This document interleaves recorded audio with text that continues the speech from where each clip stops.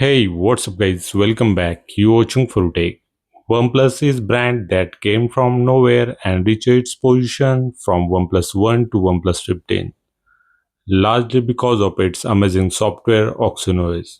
OxygenOS played a major role in making OnePlus the true flagship killer.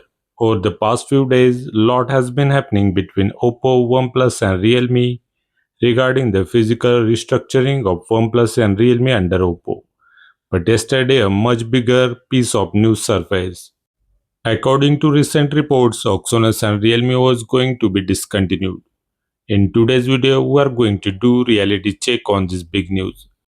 We'll discuss its impact on OnePlus and Realme users, and we'll look at the pros and cons of this move.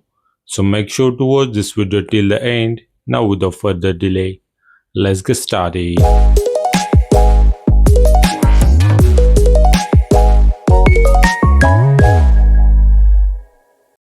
A few days ago, we uploaded a video where we discussed the complete details of physical restructuring of OnePlus and Realme under OPPO.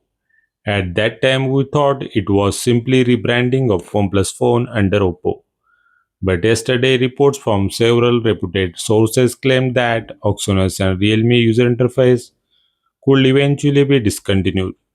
Well-known smartphone websites like 9to5 Google, SmartPix and others reported this news.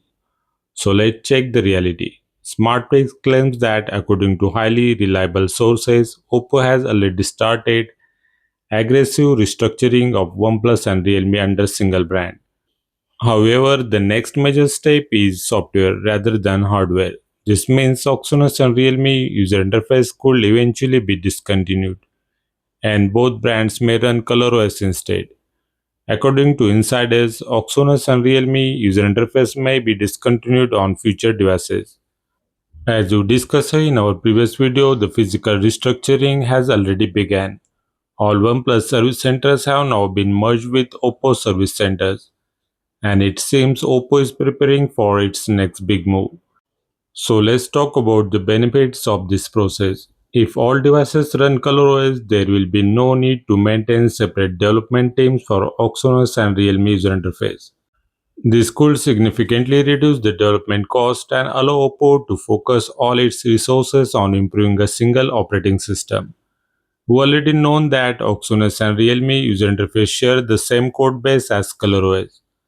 The differences between these three operating systems are relatively small. ColorOS is more feature-rich, OxygenOS feels cleaner because some features are removed, while Realme user interface is already heavily based on ColorOS with only few visual changes.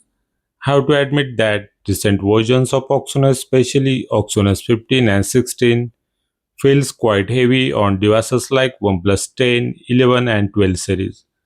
After using OxygenOS 16 on OnePlus 11R and 12R, I noticed sudden lags and performance drops. Even my primary device Note 5 has feeling noticeably laggy over the last month. On the other hand, ColorOS feels much smoother on OPPO mid-range and flagship devices. If OPPO can deliver the same smooth performance on OnePlus devices through ColorOS, I think it will be a positive move. Many features that are currently exclusive to ColorOS and missing from OxygenOS and Realme UI will also become available. On the top of that, if the entire software team focuses on single operating system, we could see faster software development and more timely updates across all brands. If this move brings better performance, more features and faster updates, then I personally think it could benefit for all of us. Let's talk about the drawbacks. ColorOS is known for its bloatwares and pre-installed application, and it has the issue of aggressive battery management. Apart from these two issues, there aren't any major problems with ColorOS. If OPPO removes these issues from OnePlus and Realme devices, then this unified operating system could definitely will welcome. But what about the loyal fanbase of OnePlus and Realme users? As a long-time OnePlus fan, I was also disappointed when I first time heard this news. However, because of poor performance that I am experiencing on my OnePlus devices, I honestly not been enjoying OxygenOS lately. The only device that seems to handle OxygenOS 16 flawlessly is OnePlus 13R.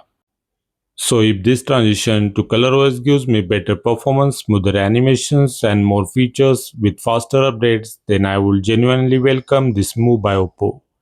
Let me know your opinion in the comment section. What do you think about this decision?